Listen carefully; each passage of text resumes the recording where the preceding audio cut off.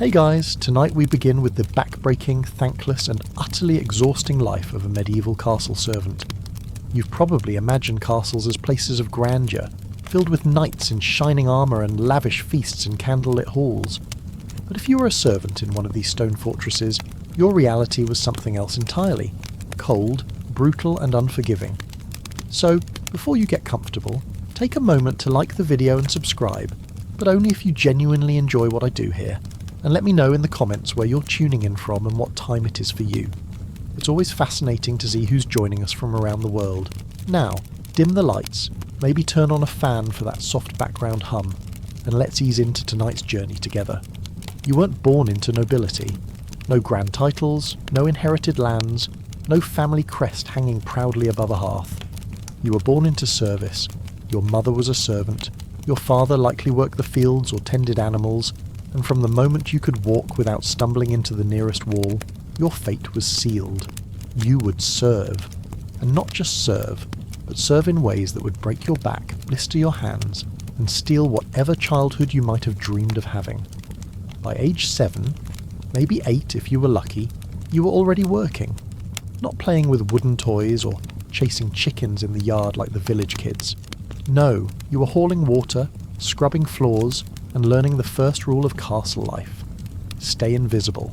Children weren't coddled here. They were small, unpaid labour with nimble fingers perfect for reaching into tight corners and backs, strong enough to carry buckets that weighed nearly as much as they did. Your training didn't involve books or lessons in courtesy. It involved watching older servants and copying their every move. How to bow without making eye contact, how to carry a tray without spilling, how to disappear into the shadows when nobles walked past. You learned quickly that questions earned you a cuff to the ear and mistakes earned you worse. Silence was survival, obedience was currency, and exhaustion was simply the cost of waking up each day.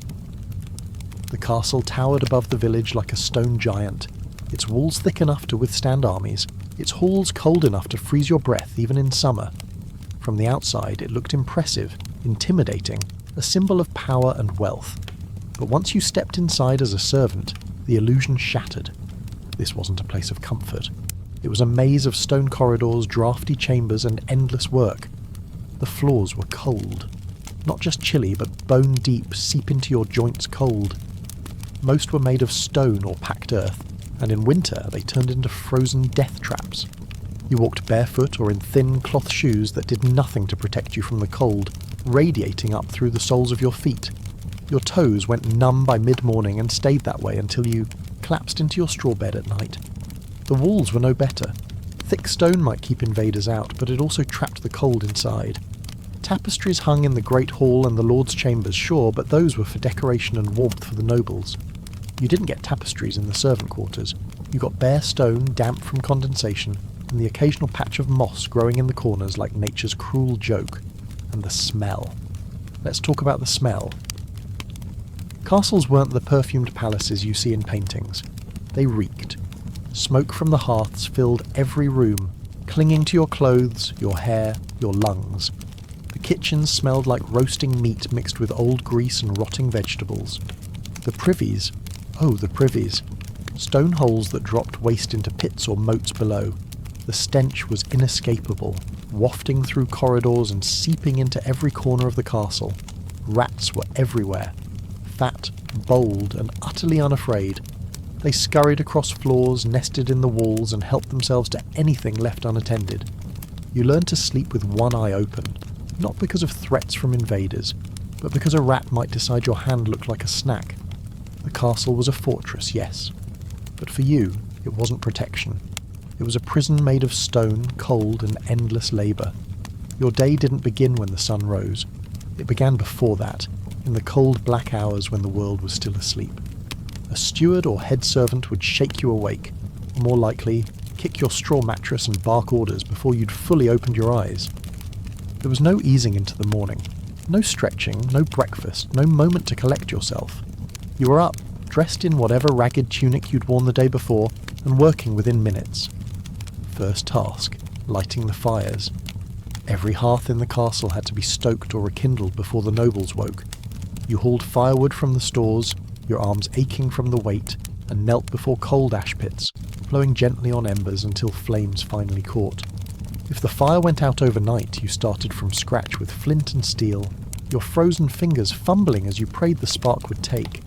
If you were too slow, the Lord's chamber would be cold when he woke, and that meant punishment. Next came the water. Endless, back-breaking trips to the well. Buckets in each hand, sloshing and heavy, carried up narrow staircases to chambers on the upper floors.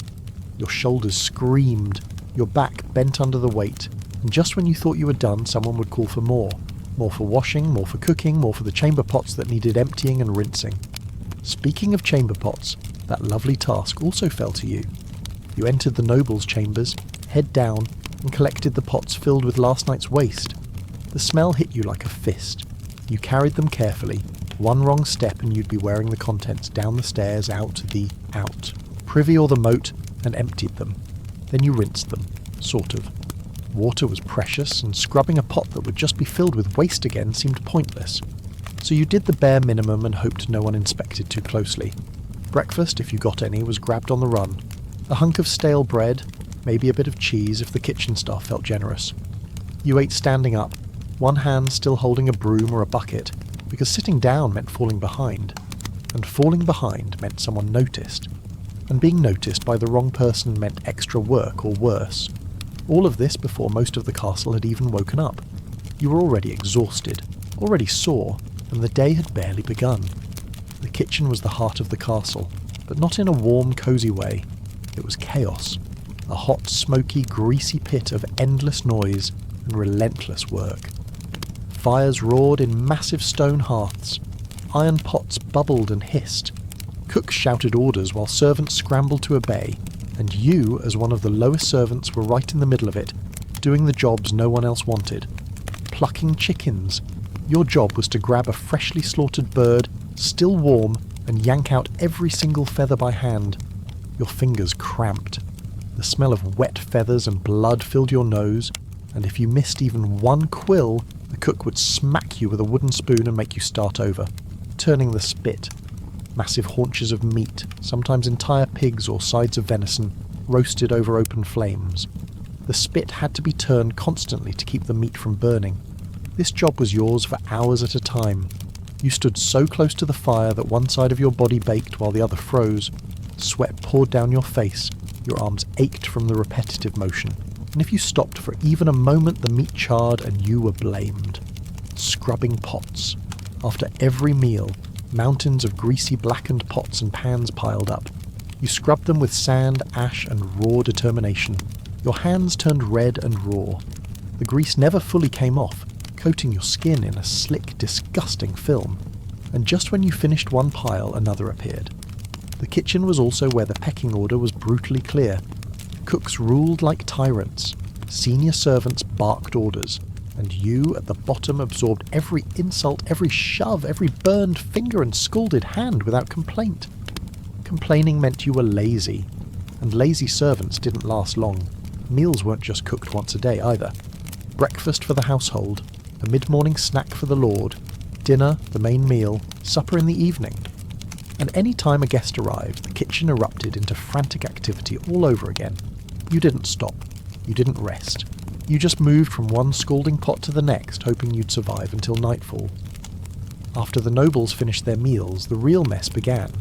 Plates, trenchers, goblets, utensils, everything had to be collected, cleaned and stored.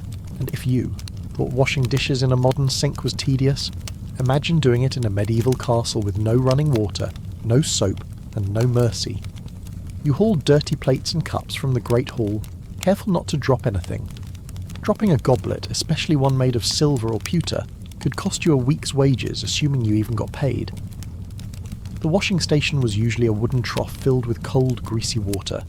You dunked each item, scrubbed it with a rag or a handful of sand and rinsed it in a second trough that was only slightly less filthy. Your hands were never dry. The constant exposure to water, grease and grime left them cracked, red and bleeding. Cuts and sores were common, and they never really healed because you were back in the water the next day, and the day after, and every day until your hands looked like they belonged to someone twice your age. Trenchers, thick slices of stale bread used as plates, were sometimes collected and given to the poor. But more often, they were thrown to the dogs or tossed into a slop bucket for the pigs. Either way, you were the one hauling the leftovers, and let's just say the smell wasn't pleasant. Goblets and flagons, especially those used by the nobles, required extra care. You polished them with cloth until they shined, because if a lord drank from a cup with a smudge, someone was getting blamed, and that someone was you. You spent hours bent over these cups, rubbing and buffing, your back aching, your eyes stinging from the smoke still lingering in the hall, and the floors. After every meal, the floors of the great hall were a disaster. Bones, scraps of meat, spilled ale, crumbs, and sometimes vomit if someone overindulged. You swept it all up, scooping the mess into buckets and hauling it outside. Rushes and herbs were scattered on the floors to mask smells and soak up spills, but they quickly turned into a disgusting matted layer of filth. Every few weeks the old rushes had to be scraped up and replaced, a job so foul it made scrubbing pots seem like a vacation. Nothing was wasted in the castle, but everything was work, and that work always fell to you. The Great Hall was the public face of the castle, the place where the lord entertained guests, held court, and displayed his wealth. It had to be spotless, or at least appear that way, and making it spotless was your job, a job that never ended no matter how hard you worked. Sweeping was a daily ritual. You started at one end of the hall with a rough broom made of bundled twigs and worked your way across. But the floor wasn't smooth. It was uneven stone scattered with rushes and littered with debris. Every stroke of the broom kicked up dust, making you cough and your eyes water. And just when you finished, someone would walk through with muddy boots, undoing half your work. Dusting was equally futile. Tapestries hung on the walls, massive woven scenes depicting hunts, battles, and biblical stories. They collected dust like magnets. You climbed onto stools or ladders, carefully patting the fabric with cloths, trying not to damage the delicate threads. But dust was relentless, and the smoke from the hearth ensured there was always more. The high table, where the lord and his family sat, required special attention. You polished the wood, arranged the chairs, and made sure every detail was perfect. Salt cellars, candlesticks, ceremonial cups, everything had to be placed just so. If the lord's wife noticed something out of place, she'd let you know, usually loudly and in front of everyone. Then there were the benches and trestle tables used by everyone else. These had to be set up before meals and taken down after. They were heavy, awkward, and prone to splinters.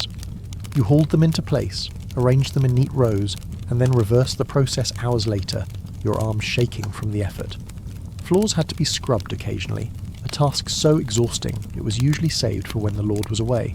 You got down on your hands and knees with a bucket of cold water and a stiff brush, scrubbing away months of grime. Your knees ached, your back screamed, and the water turned black almost immediately, forcing you to dump it and refill the bucket over and over again. The Great Hall was supposed to be a place of grandeur, but for you, it was just another room that demanded your pain. You weren't just a cleaner or a kitchen hand. You were also a fetch and carry machine, a human pack mule expected to transport anything and everything the nobles required, no matter how heavy, awkward or ridiculous. Firewood, constantly. The castle's hearths consumed wood like a dragon devours sheep. You hauled logs from the storage sheds, armfuls at a time, up and down staircases that seemed designed to break your spirit. In winter, this task tripled. Every fireplace had to stay lit, and that meant endless trips through cold corridors, your arms aching, your shoulders on fire. Linens, fresh sheets, towels, tablecloths. You carried stacks of fabric from the laundry to the bedchambers, careful not to drop anything into puddles or drag it along dirty floors. If the linens got soiled before they reached their destination, you had to wash them again, adding hours to your already endless day. Chamber pots, yes, again. Because nobles didn't empty their own waste. You carried the pots down, emptied them, rinsed them in cold water, and carried them back up every single day, sometimes multiple times a day, and heaven forbid you spilled messages. You were often sent running across the castle to deliver messages, from the lord's chamber to the steward, from the kitchens to the stables, from the chapel to the guard tower. You didn't walk, you ran. Because if you were slow, someone else would be chosen next time, and being useful was the only thing keeping you from being replaced. Groceries from the market. When supplies ran low, servants were sent to the village to fetch bread, vegetables, or meat from local vendors. You carried heavy baskets back up the hill to the castle, your arms screaming, your legs trembling, all while hoping you'd counted the coins correctly. Shortchange the vendor, and the steward would know. Lose a coin, and it came out of your non-existent wages. You were never still, never resting, just moving, always moving from one task to the next, one corridor to another, until your legs felt like they might give out beneath you. If you thought daytime was exhausting, night brought its own special kind of misery. Nobles required service at all hours, and servants were expected to be available, even when they were dead on their feet. Some servants were assigned night watch, responsible for keeping fires burning and ensuring the castle remained secure. You sat in cold, drafty corridors, fighting sleep, poking at embers, and jumping at every creak and groan of the ancient stones around you. Falling asleep on night watch could get you beaten or dismissed. Others were on call in case the lord or lady needed something. A drink of water, a warmed blanket, a message sent. You slept lightly, if at all, always listening for the sound of a bell or a shout. And when the call came, you stumbled out of your straw bed, groggy and disoriented, and hurried to obey. Chamber pots didn't respect daylight hours either. Nobles relieved themselves whenever they pleased, and someone had to deal with the results. Middle-of-the-night trips to empty pots were common, and you navigated dark hallways by memory and the faint glow of distant torches. Even when you weren't actively working, you weren't truly resting. Your body ached. Your mind raced with tomorrow's tasks, and your sleeping quarters were freezing, cramped, and often shared with a dozen other servants who snored, coughed, and tossed in their sleep. Night wasn't rest. It was just a different kind of exhaustion. The castle wasn't warm, not even close. In winter, it became a frozen stone tomb, and no amount of fire could chase away the cold that seeped through every wall, every floor, every breath of air. Nobles had fireplaces in their chambers, thick tapestries on their walls, and fur-lined cloaks to wrap themselves in. You had none of that. Your quarters were in the coldest part of the castle, far from the hearths, with thin walls and no insulation. You slept in your clothes, sometimes piling on every scrap of fabric you owned, and still woke up shivering. During the day, the cold made every task harder. Your fingers went numb, making it difficult to grip tools or carry buckets. Your joints stiffened, slowing your movements and making every step painful. And the stone floors sucked the warmth right out of your feet, leaving them aching and raw. The wind howled through arrow slits and under doors, turning corridors into wind tunnels. You hurried through them, hunched against the cold, your breath fogging in front of you. And when you finally got near a fire, you couldn't linger.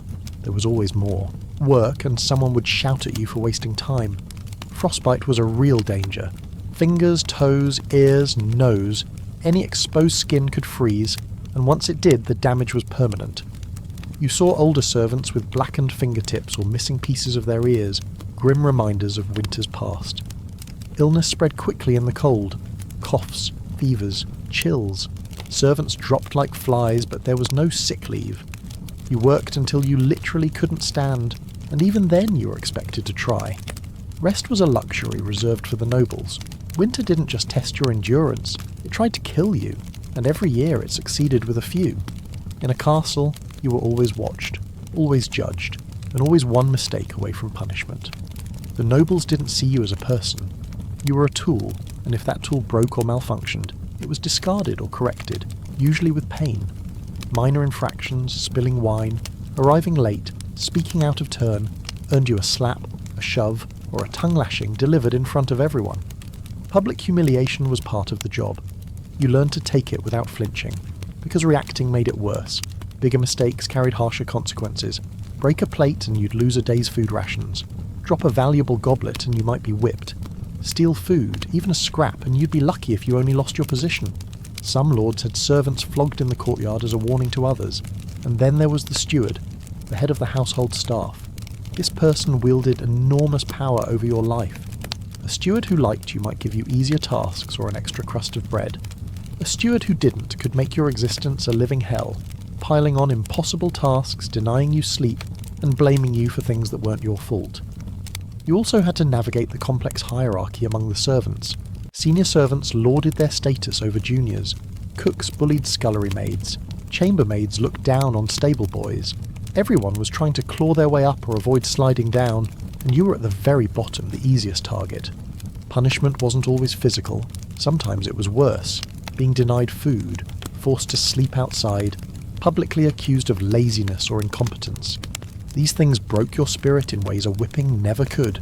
You learned quickly, keep your head down, do what you're told, and never, ever give them a reason to notice you. Food wasn't a right, it was a reward, and even then, it was barely enough to keep you upright. While the nobles feasted on roasted meats, rich stews, and sweet pastries, you survived on scraps and leftovers. Most of your meals were simple: bread, usually stale, porridge made from oats or barley, thin and flavourless, weak ale because the water wasn't safe to drink. If you were lucky, you got a bit of cheese or a heel of bread with some drippings from the kitchen. Meat was rare. When the nobles finished a meal, the leftover bones and gristly bits were sometimes given to the servants. You gnawed on them like a dog grateful for any taste of protein. Fresh vegetables were seasonal and usually reserved for the high table. You got the wilted, bruised, or rotting ones that no one else wanted. Meals were eaten quickly, standing up or crouched in a corner of the kitchen. There was no dining hall for servants, no tables or chairs. You shoveled food into your mouth as fast as you could because someone was always shouting for you to get back to work. Hunger was constant. Your stomach growled, your energy flagged, and yet you were expected to haul, scrub, and lift as if you'd eaten a king's feast. Malnutrition was common, leaving you weak, dizzy, and prone to illness.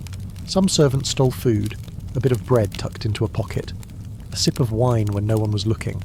But theft was dangerous. If caught, you'd be beaten or dismissed, and dismissal meant starvation in the streets. So you went hungry, your body slowly consuming itself, and you kept working. Your bed wasn't a bed, not really. It was a thin layer of straw spread over a hard wooden platform or directly on the cold stone floor. The straw was old, flattened by months of use, and crawling with fleas, lice, and God knows what else.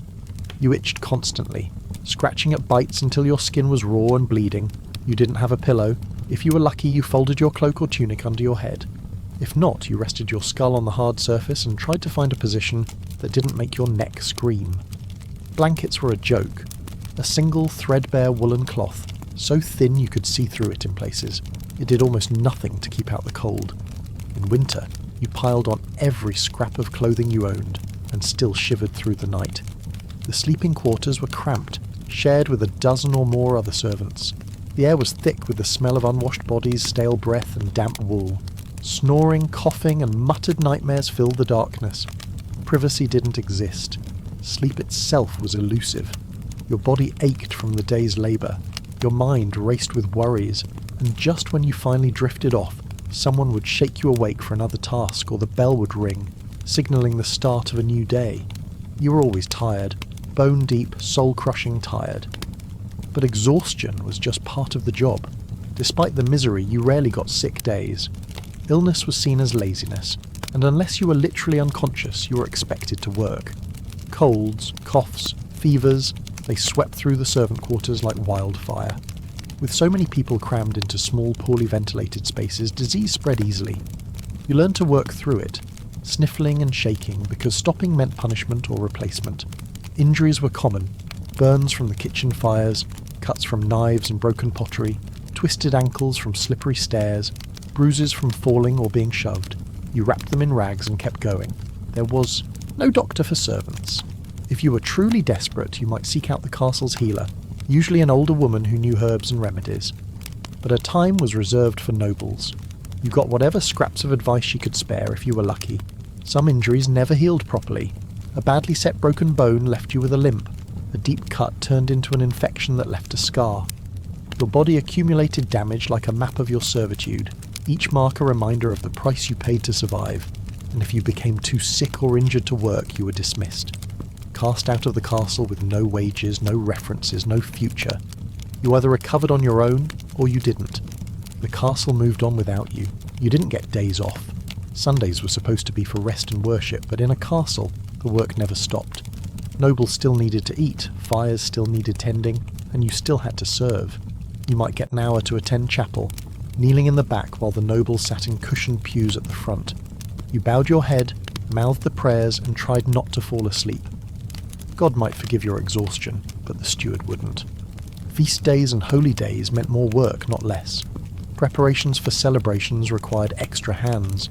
You scrubbed floors until they gleamed, polished silver until it shined, and cooked mountains of food for guests. While nobles feasted and celebrated, you ran yourself ragged serving them. There were no vacations, no personal days, no time off for weddings or funerals. If your family needed you, too bad. The castle came first, always. Your life revolved around labour.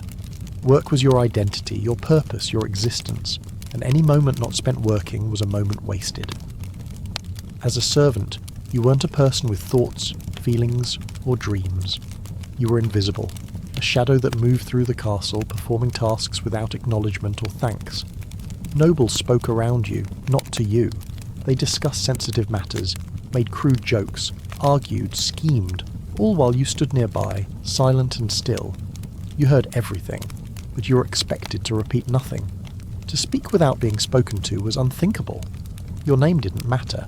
You were called boy, girl, or simply servant. Sometimes you were referred to by your task. You there? Fetch more wine. You, the one with the broom, clean that up. You learned to anticipate needs before they were voiced. A noble's empty cup meant you poured more wine. A slight chill meant you stoked the fire. You moved like a ghost, always present, never noticed, the perfect servant. But invisibility came with a cost. You absorbed insults, endured groping hands, witnessed cruelty, and said nothing. Because speaking up meant being seen, and being seen meant being punished. Your silence was survival, your obedience was armour, and your invisibility was the only shield you had. You had no future, no dreams of rising through the ranks, no hope of owning land or learning a trade. You were born a servant, you would die a servant, and your children, if you lived long enough to have any, would follow the same path. There was no retirement. You worked until your body gave out, and then you were quietly replaced. Some older servants were kept on out of pity, given lighter tasks like mending clothes or watching doors, but most were simply dismissed, left to beg or starve outside the castle walls. Wages were almost non-existent. You were paid in food, shelter, and the occasional hand-me-down garment. Coins were rare, and even when you received them, they were barely enough to buy a loaf of bread. Marriage was difficult. You had no time to court, no money for a dowry, no home to offer. If you did marry, it was usually to another servant, and your lives remained just as hard, only now with more mouths to feed. Your legacy was nothing. No songs, no stories, no names carved in stone. You were forgotten the moment you stopped working, and yet despite it all you endured, because what other choice did you have? The life of a medieval castle servant was one of relentless labour, brutal conditions and invisible suffering. You woke before dawn, worked until you collapsed, and rose the next day to do it all over again. The castle stood strong, beautiful and proud, not because of the nobles who lived there, but because of the servants who held it together with their bleeding hands and aching backs. You scrubbed, hauled, cooked, cleaned, and served, all while being treated as less than human. Your body broke down, your spirit wore thin, and your name faded into obscurity. But without you, the castle would have crumbled. The fires would have gone out, the meals would have stopped, the grandeur would have turned to filth and chaos. You were invisible, yes, but you were essential, and though history rarely remembers your name, your labour built the world the nobles lived in. You were the foundation beneath the stone, the ember beneath the flame, the silent force that kept medieval life moving forward. Your suffering mattered, your endurance mattered, and your story, though untold for centuries, matters still.